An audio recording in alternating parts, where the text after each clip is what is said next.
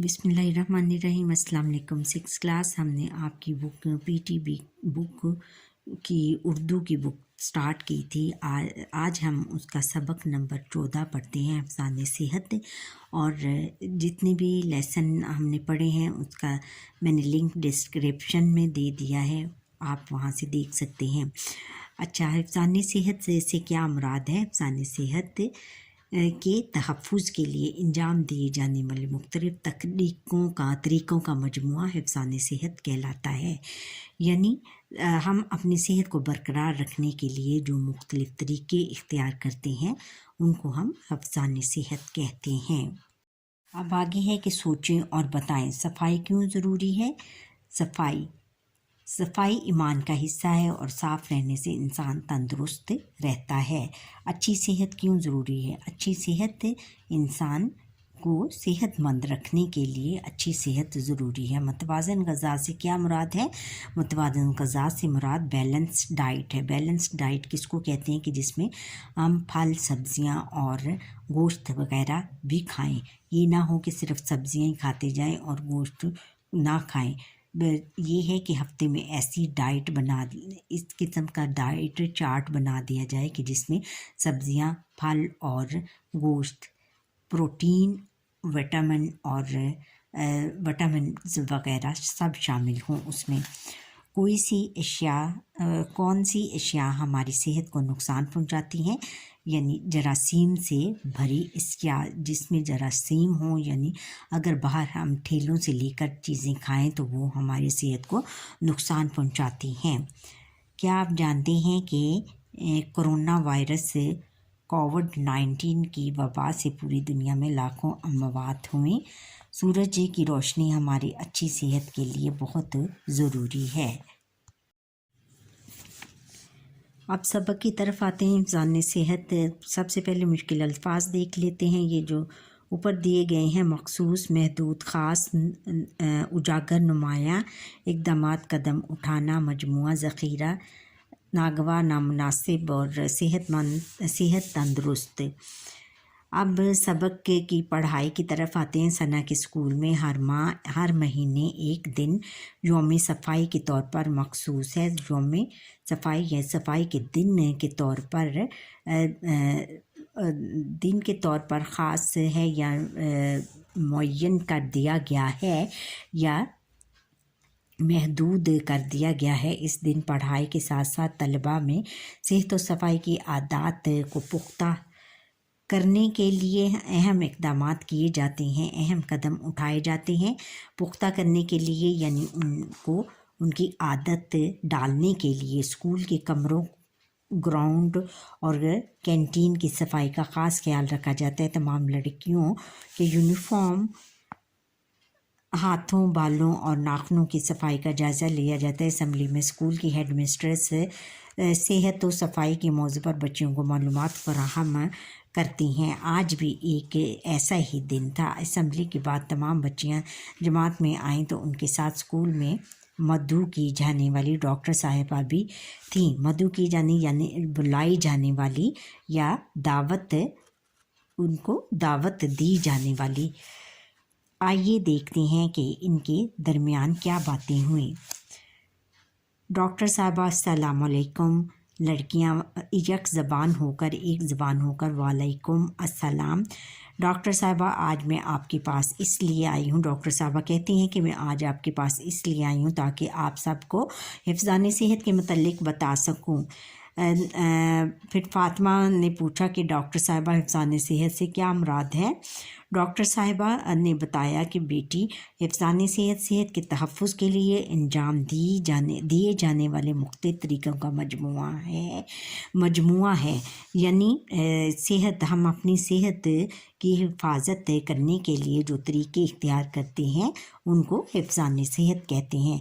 World health organisation यानी WHO के मुताबिक हिफ़्ज़ाने सेहत से मुराद ऐसे तरीक़े हैं जो सेहत को बरकरार रखने यानी सेहत को कायम रखने या सेहत को साफ रखने या सेहतमंद रहने के लिए और बीमारियों के फैलाव को रोकने में मदद करते हैं। پھر صوبیہ نے پوچھا کہ اسلام بھی تو ہمیں اسی بات کی تلقین کرتا ہے۔ ڈاکٹر صاحبہ: جی بیٹی، قرآن پاک میں اپنے کپڑوں کو صاف رکھنے اور ہر قسم کی غلاظت اور گندگی سے دور رہنے کا حکم دیا گیا ہے۔ غلاظت یعنی غلیظ، گندگی، گندا، اس کو بھی گندا پن کہتے ہیں اور گندگی کو بھی گندا کہتے ہیں۔ ٹھہریں اور بتائیں، اسمبلی میں صحت و صفائی کے موضوع پر کون معلومات فراہم کرتا ہے؟ ہیڈ مسٹر، اسکول کی ہیڈ مسٹرس۔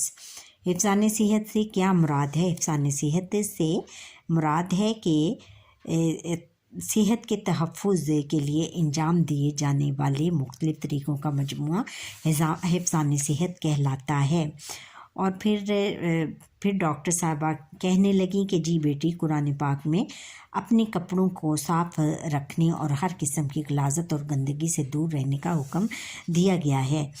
اس کے علاوہ فرمان نبوی خاتم النبیین صلی اللہ علیہ وآلہ وسلم ہے کہ الطور الشہر ایمانو، یا پاکیزگی ایمان کا حصہ ہے، یعنی پاک صاف رہنا ہمارے ایمان کا حصہ ہے۔ ایمان جو ہمارا ایمان ہے، ہمارا ایمان اس پر ہے کہ ہمیں پاک صاف رہنا چاہیے۔ پھر خدیجہ نے ڈاکٹر صاحبہ سے پوچھا، ڈاکٹر صاحبہ حفظان صحت میں کیا کیا چیزیں شامل ہیں؟ ڈاکٹر صاحبہ نے جواب دیا کہ حفظان صحت میں وہ سب عادات شامل ہیں جو ہماری اچھی صحت کے لیے ضروری ہیں۔ ان میں جسمانی صفائی، اپنے کپڑوں کی صفائی، عام استعمال کی چیزوں کی صفائی، اپنے کپڑے، گھر کی صفائی اور کھانے پینے کی اشیاء کی صفائی شامل ہے۔ پھر ایمن کہنے لگی، ڈاکٹر صاحبہ جسمانی صفائی میں کیا کیا شامل ہے؟ ڈاکٹر صاحبہ نے جواب دیا کہ بیٹی، آپ نے بہت عمدہ سوال کیا۔ اکثر لوگ اچھے اور صاف ستھرے کپڑے پہننے کو ہی صفائی خیال کرتے ہیں۔ جسمانی صفائی کا مطلب بدن کا مکمل طور پر صاف ہونا، ہمارے ناخن بڑھے ہوئے نہ ہوں تاکہ ان میں جراثیم پرورش نہ پا سکیں، بالوں کو صاف رکھا جائے، باقاعدگی سے نہایا جائے تاکہ جسم کا سارا میل کچیل اتر جائے۔ میل کچال یعنی اس کی میلا پن، میل یعنی ہمارا جسم دھل جائے، ہم صاف ستھرے ہو جائیں۔ دانتوں کی صفائی باقاعدگی سے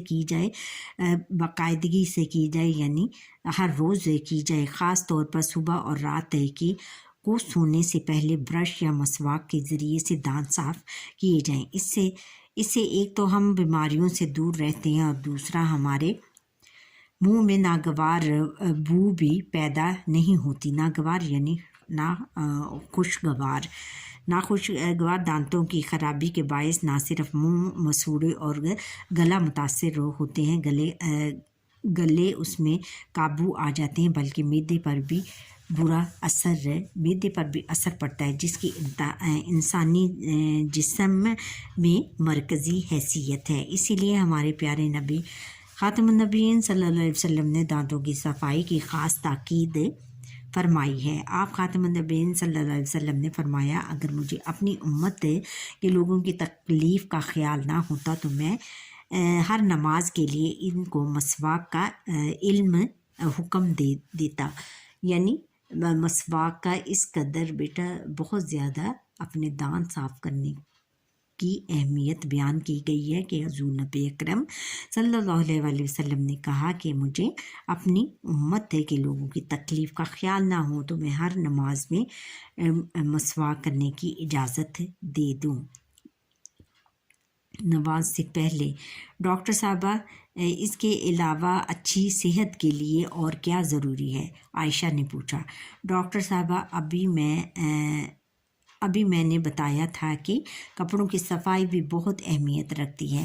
ہم میلے کچیلے کپڑے پہنے تو ان کے ذریعے سے جراثیم ہمارے بدن پر منتقل ہو جاتے ہیں، وہ مختلف بیماریوں کا سبب بنتے ہیں۔ پھر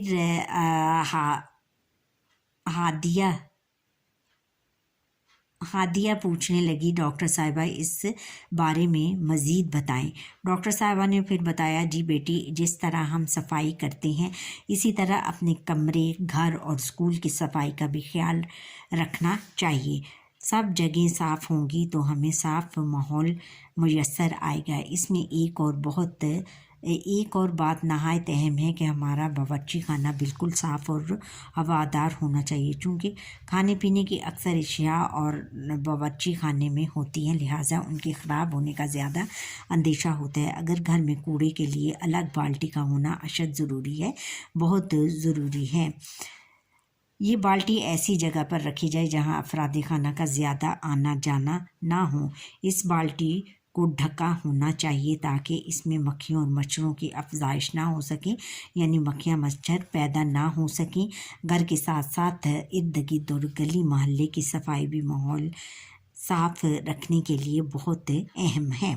یعنی انہوں نے مختلف طریقے دکھائے کہ ہمیں اپنے کمرے، گھر اور اسکول کی صفائی کا خیال رکھنا چاہیے، پھر اپنے کپڑوں کی صفائی کا خیال رکھنا چاہیے، اور پھر اس کے بعد باورچی خانے خاص طور پر اپنے کچن کی صفائی کو بہت زیادہ اس کا خیال رکھنا چاہیے، کیونکہ کچن میں ہم کھانا پکاتے ہیں، اور جب ہم کھانا گندی جگہ پر پکائیں گے تو اس میں جراثیم آئیں گے، اور جراثیم ہمارے کھانے پر بھی کھانے میں شامل ہو سکتے ہیں، اور یہ ہماری صحت کے لیے بہت برے ہوں گے، اور اس سے ہماری صحت بگڑ سکتی ہے۔ پھر یہ ہے کہ ہماری ڈسٹ بین یعنی بالٹی کو، کوڑے دان کی بالٹی کو بھی ڈھکا ہونا چاہیے، اور اس جگہ پر رکھا ہونا چاہیے کہ جہاں ہمارے گھر کے افراد کا آنا جانا کم ہو، اور تاکہ ہم اور اگر ہم اپنی کوڑے دان کی بالٹیاں نہیں ڈھکیں گے تو اس پر مکھیاں اور مچھر آ کر بیٹھیں گے، اور پھر اس سے مختلف بیماریوں میں ہم مبتلا ہو سکتے ہیں۔ پھر وہ جب اریبہ پوچھنے لگی کہ ڈاکٹر صاحبہ کھانے پینے کی اشیاء کے متعلق بھی بتائیے۔ ڈاکٹر صاحبہ نے بتایا کہ ہمارے لیے سب سے بہترین غذا گھر کے بنے ہوئے کھانے ہیں۔ بازاری کھانے عموماً سستی اور غیر معیاری اشیاء سے غیر معیاری یعنی جو کہ ہماری صحت کے لیے بہت مضر ہوتی ہیں، ہماری صحت کے لیے اچھی نہیں ہوتی، اشیاء تیار کیے جاتے ہیں۔ عام طور پر یہ کھلے عام پڑے ہونے کی وجہ سے گرد و غبار اور آلودگی سے متاثر ہو جاتے ہیں۔ ان کا کھانا صحت کے لیے نقصان دہ ہو سکتا ہے۔ اکثر دیکھا گیا ہے کہ باہر کا کھانا کھانے والے زیادہ تر لوگ طرح طرح کی بیماریوں میں مبتلا ہو جاتے ہیں۔ کھانا تیار کرتے وقت بہت زیادہ پکانا نہیں چاہیے تاکہ غذا میں موجود اہم غذائی اجزاء ضائع نہ ہوں۔ ہمیں ہر قسم کی دالیں، سبزیاں اور گوشت وغیرہ کھانے چاہیے۔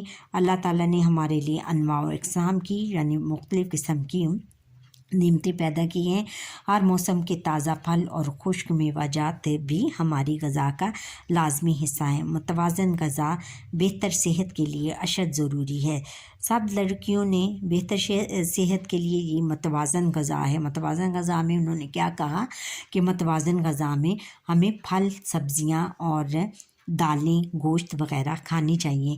یہ نہیں کہ اور ان کو بھی ہفتے میں ان کا مینیو بنا لینا چاہیے کہ ہم نے ہفتے میں اس دن یہ دالیں کھانی ہے، اس دن ہم نے سبزی کھانی ہے، اس دن گوشت کھانا ہے، اور اس کا ایک باقاعدہ مینیو بنانا چاہیے۔ اور پھر اس کے علاوہ ہمیں خشک میوہ جات بھی کھانے چاہیے، اور وہ بھی ہماری صحت کے لیے بہت اچھی ہیں، اور اس سے ہم صحت مند رہ سکتے ہیں۔ جب ہم پھل سبزیاں گوشت وغیرہ کھائیں گے تو یہ ہمارے لیے ایک متوازن غذا ہوگی۔ پھر ہماری غذا کا لازمی سب لڑکیوں نے ڈاکٹر صاحبہ کا شکریہ ادا کیا اور ان سے افزائش صحت کے ان عمدہ طریقوں پر عمل کرنے کا وعدہ بھی کیا۔ اب یہ تھا کہ ڈاکٹر دیر میں پیریڈ ختم ہو گیا، گھنٹی بجی اور پیریڈ ختم ہونے کی گھنٹی بجتی ہے اور ڈاکٹر صاحبہ اللہ حافظ کہتے ہوئے رخصت ہو جاتی ہیں۔